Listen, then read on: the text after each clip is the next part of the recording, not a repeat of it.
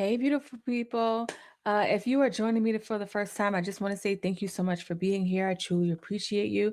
If you have been a long time listener, thank you so much. I appreciate you. My name is Celeste. I'm a therapist from Boston. And what I do on here is I talk to people that are doing things to empower other people. But I also have these episodes where I do by myself, where I talk about things that we struggle with and I help you like understand them better so you can have grace with yourself. That's something that's so important. I have a wellness center located in Stilton, Mass, where we do a lot of things around nervous system regulation. We have somatic classes, which is classes that help you get more in tune with your body. If you're somebody that's been in therapy for a while or you find yourself struggling, like you can know the thing, right? There's a lot of books out there. There's a ton of self-help books, right? And the information is there so you can understand the trajectory and how things are working, but you still find yourself struggling. A lot of times that's happening because we're storing things in our body and we don't realize it, right? And so the education and the framework that I'm trying to provide will allow you to get more in tune with your body. So I hope that makes sense. Today we're talking about feelings. It's something that, has been heavy on my spirit through conversations that I've had with people.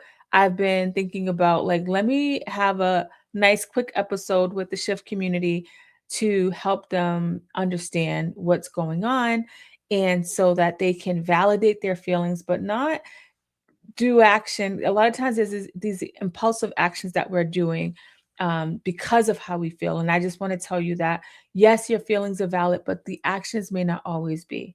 And I've had these conversations with people. And so, because when you think about it, you're literally putting your healing, you're putting your energy into somebody's hands, right?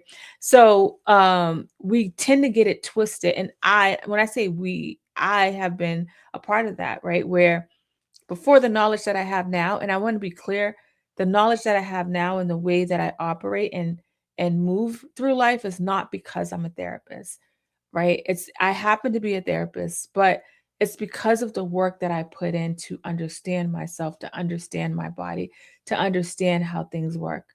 It's important to put in work. And please don't tell yourself you don't have time. If that is your excuse to yourself, right? Because one thing about the mind, it gets very creative, and the creativity that we can come up with around excuses is wild. And so it's so interesting when I'm meeting with people and they'll as they're giving the excuse they start to realize like that's not a real excuse, you know what I mean? And so I want to get you to a place where it's like, yeah, there are barriers, like, you know being black in America is a barrier, right? There's barriers, but I don't want you to get stuck in the barriers. I want you to work on acknowledging the barriers, right? Giving yourself grace, but also it's like, you know what, I can't do that, but what can I do? Right? I've shared this story millions of times on this podcast. When my husband was working, we had 4 kids, and we couldn't afford a gym. I didn't have a babysitter, and I wanted to really work on my physical health. And so I didn't tell myself, well, I don't have a babysitter, I don't have a gym membership, right? I said, well, what do I have, right? I had YouTube when the kids went to sleep, and then I had the stairs outside my house and in my house. And so I literally started using what I had, right? I have a ton of examples on my life and how there has been a lot of barriers, and I acknowledge the barriers, but also I look at what I have access to, and so that's something I really want you to think about. So why feelings are valid, right? Feelings are involuntary. We can't help how we feel. One time I seen the guy walking by with a Five Guys shirt on, and next thing you know, I started craving Five Guys, right? Like, I just had the guy was walking by, that's a lighter example on how strong feelings can come in where you didn't put yourself in that situation to have it, right? And Five Guys is expensive. So now let's look at something more harder. Let's say there's abandonment issues that you have grown up with. And as you get older, what is your mind and body and system going to do? They want to protect you from that abandonment. So you find yourself making a new friend and things are going well, but then that friend has to cancel you on something because something came up. and you tell yourself a story, they don't like me, they're going to leave me, right? And you start to struggle with that dynamic, the feeling, and so you may find yourself acting out with that friend or even a partner, right? In close relationships, this is where some of the stuff, the feelings come out very strong. And if you start to frame it as like, oh snap, my system is trying to protect me because of all the struggles I've had and the abandonment I've had, right? Understanding where you came from and what you've come from can help you understand what's happening now, right? One of the things I'm really good at is helping people connect the dots. The way my mind works, you tell me your story, you tell me what's going on, and I can help you make the connection. Don't tell me how, it's just a gift that I have, but I literally can see the trajectory and how this happened and that created this, right? And so when you think about the struggles that you may have had and the way your body and your mind stores information, the reason why it stores it is because the goal is to help you survive life, right? A lot of us are walking around surviving life, not living life, right? Living life looks different than surviving life. Surviving life, you're still breathing, right? You're still moving. Living life, there's peace, there's joy. You're able to recognize things, right? Being able to live life is a different thing. But these feelings that we have, that we're human, and I tell people that all the time when they'll be like, "Oh, sorry for crying." I said, "Oh, you're apologizing for being human," right? We don't give ourselves enough grace. So when you think about the struggles that you've had, you got to tell yourself, you know what? Of course, I'm going to have these feelings when a similar situation comes up. I want you to say it that way. The same way if you got a paper cut and the paper cut's there and it hurts, you put a band-aid on it, you work it so it doesn't try to get water and air on it. You're not like, oh my gosh, why do I have this here? Why does it hurt? You're like, oh yeah, of course it hurts because it's a paper cut, right? If you get burnt, right, and the pain is there, you're not like confused about what happened. You start treating the hand from the burn wound, you start treating the hand from the paper cut right at the beginning because you understand what's going on. When you think about your feelings and how you find yourself responding to certain things in an impulsive way, you got to give yourself a chance to pause and reflect to understand what's going on. The thing is, like, we don't practice pausing. If you work on practicing pausing, when these moments come up, it'd be easier for you to work on that pause so that you can work on reflecting. If you have a pot of eggs on the stove and it's boiling, you walk in, there's a pot boiling. You don't you and it's boiling really high, like you don't really know everything that's in there. And you're not going to just put your hand in there to try to figure it out. You're going to turn the stove off, wait till the water falls down, then you can see things clearly. I'm big on using analogies because I think when you can look at that analogy, it'll help you understand literally what's happening to your system. Your system is like, oh, shoot, Celeste, it's happening again. This person's going to abandon you. Like, so you need to like fall back. And a lot of times, the situations that come up, it's not like a clear thing of like, oh, like nothing egregious has happened, right? A lot of times it's kind of like your mind can twist it into a way where it does you start to really feel like a victim. And every time when I meet people like that, I always feel bad because I was like, I can't imagine walking around the world feeling like I have no agency over what happens, and I'm always feeling like a victim. It's not a great way to feel. It's not a great way for your nervous system to be stuck in. Literally, like your nervous system could get stuck in feeling like a victim. And so like you're always on alert. You're always feeling like I gotta be ready and stay ready so when something happens.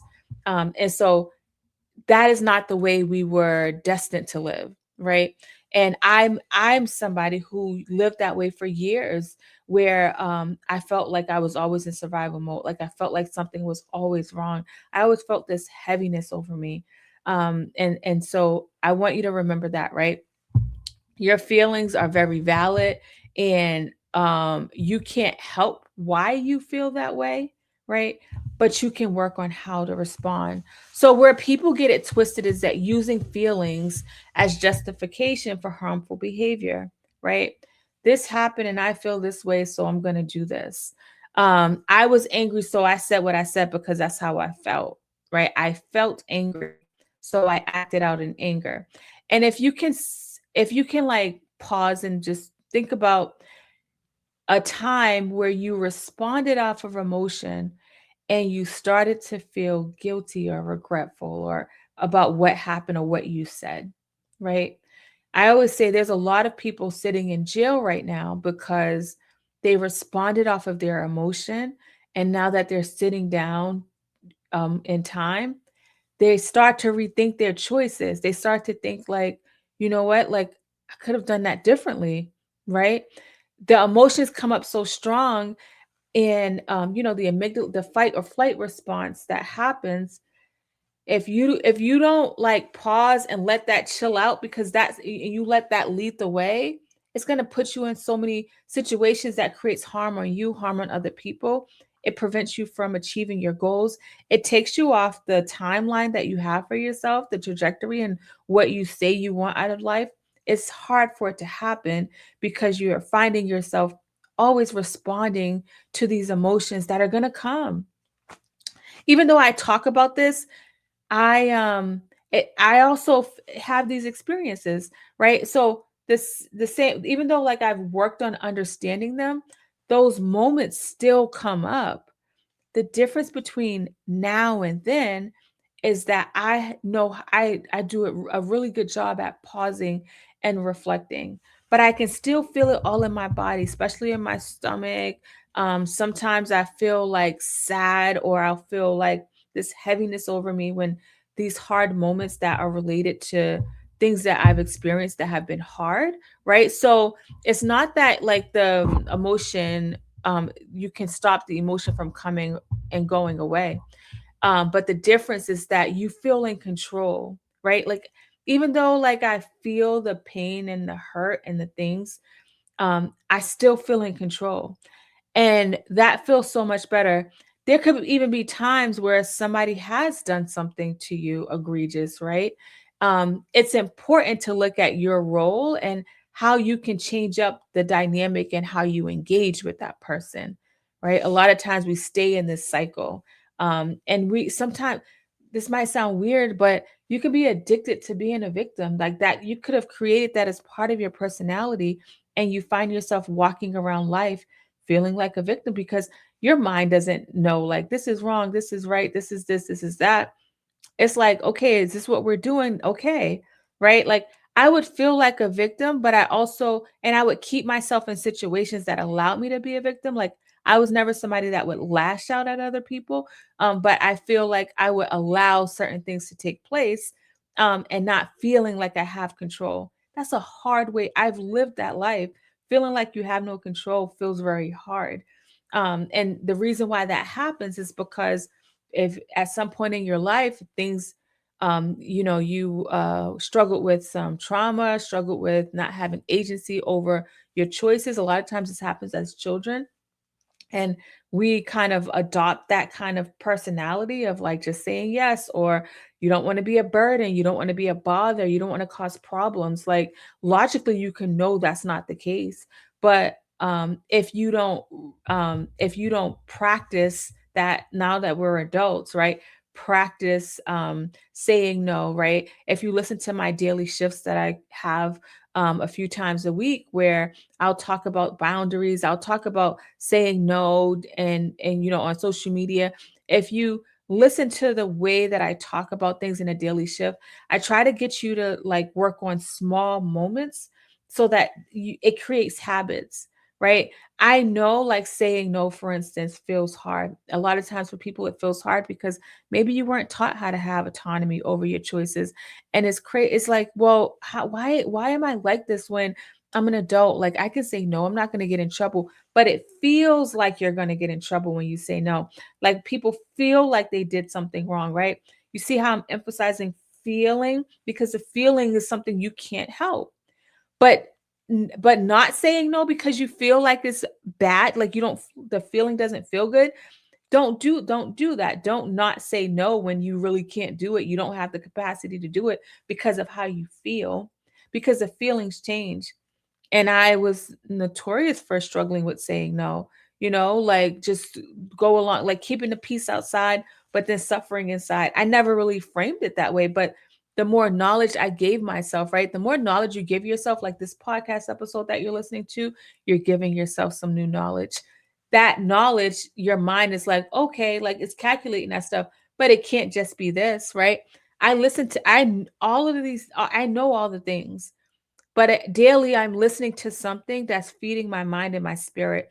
The same way I eat today, does that mean I don't eat tomorrow, right? Eating allows me to survive life. Like you need nourishment to survive, for the body to function. And when it comes to living life, it's important that you feed your spirit too, right? If you feel dead inside, if you feel like you're just going through the motions, are you feeding your spirit? Are you giving yourself new information? So the same way I eat every day, I'm feeding my spirit every day, whether I'm listening to something, whether I'm moving my body, paying attention to what I'm allowing in my environment, in my space, so I can correct it in real time and not let years go by and find myself struggling with like what I've allowed, right? If that's you right now, if you, especially I see this a lot in situationships and certain type of relationships where you've been in it for so long that you're just used to not really having a voice, right? And it's not fair. You're not being fair to yourself, but not being in that space feels weird as well if you've been in it for a long time, right? So regulation isn't about suppressing your feelings, it's about choosing your response. Because I want us to feel, I want you to acknowledge what's going on with you. Like this, if you went to the doctor and you was bleeding and doctor's like, yo, I don't know why you bleeding. I promise you, you're going to struggle with that. You're going to freak out. Like, why, what is going on? So I need you to work on being okay with acknowledging your feelings. A lot of times, especially in the Black communities, I was gonna say Black women and men, but like in the Black community, both sexes, like I've noticed, like we struggle with vulnerability. A lot of times we'll look at vulnerability as weak. I've seen people with boys, they'll be like, "Oh, don't cry," "You're a man, don't cry." Like, and so what do you think that does to young boys as they get older? you know, well, I'm a man, so I shouldn't cry, right? And I seen the stat, the suicide rate for young Black boys are just sky high, right? And I think that we're suppressing so much of our emotion that it's only so much we can take, right? It puts us in this really like bad state of mind. So your feelings are valid. Work on not suppressing them. I'm not asking you to share your feelings with the world, but can you at least be honest with yourself? Right? When you're alone by yourself, it's okay to say I feel hurt. It's okay to say I feel jealous, resentful, whatever you feel, because you cannot help how you feel, right? But your response is the issue. I really want you to work on your response. So the feelings live inside of you. They belong to you alone, right? This is your thing, right? And my relationship is where I struggle. I had these feelings. And like I said earlier, in relationships is where they come out the most.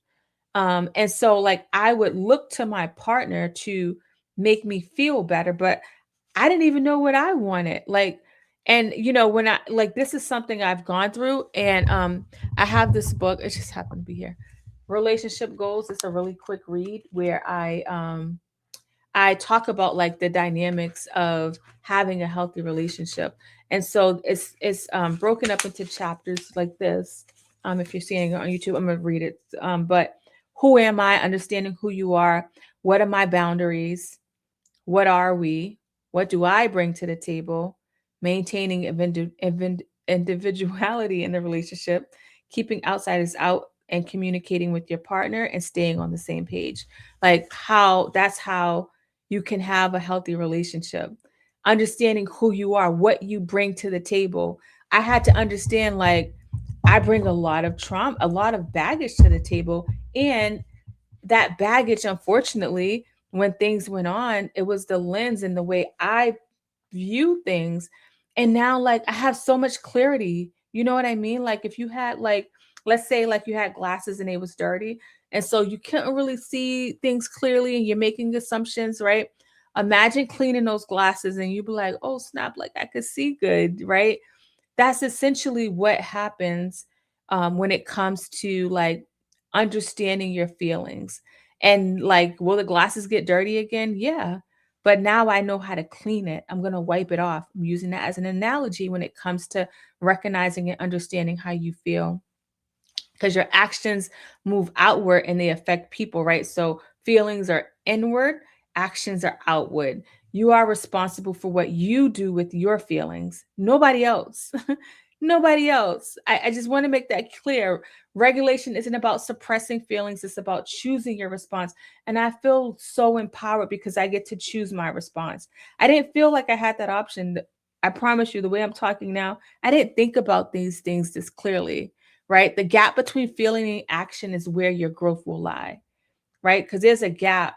And so, like, the more you're able, it's a beautiful thing when I'm working with people and they're like, yeah, like I was able to see that the feeling that I had and acknowledge it, but I didn't make that choice that I usually made, right? So the shift in all of this is give yourself permission to feel everything. I want you to give yourself permission to feel everything. um don't suppress it. And I know for some of us who have grown up in spaces where nobody asked us how we were feeling, and this is not about blaming anybody, it's about acknowledging like this isn't the way I grew up or was taught. And also, especially in the Black community, it's a lot of our parents and parents, they didn't have the capacity to even check in with themselves because they was too busy surviving this crazy world, right? This crazy America that we're in, right? The way, 2026, there's so much chaos. And I think like I think like how did things get so bad? Like when I would read history books and stuff like that. And it's like I'm seeing it now. And the thing about Trump becoming president is that people are really expressing how they feel. Like you're seeing, there was, they had this whole DEI stuff, and we had, they was like, oh yeah, we care about the Black community. And then when Trump came in, they was like, oh shoot, we don't have to pretend like we care about the Black community, right? And I just think about how we've survived so much over the years, and how we didn't have time to slow down because we're too busy trying to pay bills. We're too busy just trying to get through the next day. We're too busy suppressing ourselves in white spaces so that they can feel comfortable, right? While we are making ourselves smaller, right? Your feelings are so valid, and I need you to give yourself permission to feel. I need you to understand, like, if you don't, what happens is it stays inside of you. It affects your choices in life, right? And hold yourself accountable for like what you choose to do, because you're not always going to make the decision that's the right thing or the best thing, right? You're human, so you're not always going to make that decision. But when you don't, hold yourself accountable, right? And be like, you know what, my bad. In my relationship, I hold myself accountable. When something comes up and I respond a certain way, and I'm like, especially around my cycle, and I'm all and I feel like snappy and irritable, and I'm able to like say something about it versus being feeling like I was justified in what I did. Because how do you change if you don't hold yourself accountable? Right? That's what regulation actually looks like in real time, right? So I hope this episode was helpful. What I want you to take away from this is like I need to make sure I'm pausing on a regular basis, because pausing will allow me to recognize when I need to pause when I'm having these moments. I need you to understand your feelings are very valid, right? But your actions are your responsibility. What you choose to do, how you choose to say it, try not to allow, especially if you find yourself always feeling regretful, feeling bad about what you said or what you did or your choices that you're making or not making, right? I need you to recognize that that is your responsibility.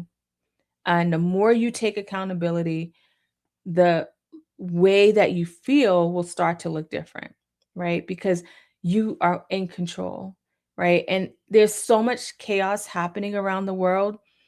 Give yourself permission to be in control of your choices in your life, right? That feels better than not. So, thank you so much for rocking out with me. If you are in Stoughton, Mass, don't forget I have a wellness center here. We are about to be a licensed mental health outpatient clinic, which is so exciting, where we'll be having partial hospitalization, IOP. We already have clinicians, so if you're looking for therapy, we have that. We take a lot of the major insurances. If you go to stwyt.com, you can find that information there. Follow me on all social media platforms. I have Celeste the Therapist. I have a personal page and a podcast page. On the podcast page, I Sunday nights and Thursday nights, 8:30 p.m. Eastern Standard Time, I do a Regulation with Me series where I do a body scan and talk about breathing and the importance of it. And then I allow people to ask me questions about mental health. And then you can follow the wellness page to learn about all of the things that are happening. You can find us everywhere at STWYT. That's STWYT. And the website is stwyt.com. Until next time, beautiful people, I will talk to you later.